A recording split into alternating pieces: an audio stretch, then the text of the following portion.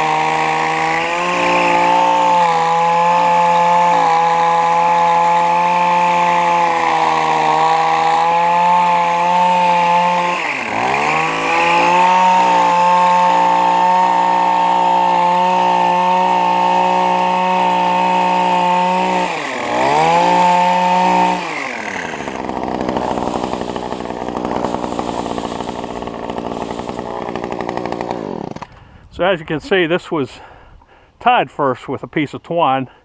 That keeps these grasses from going all helter-skelter and makes the cleanup easier. For this episode,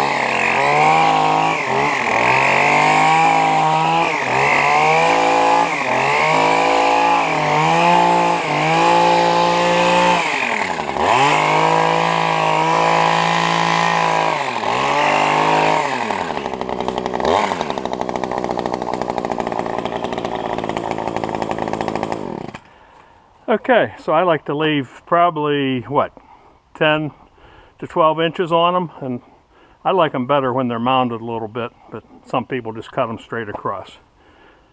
For this episode of Bobscaping, this is Bob.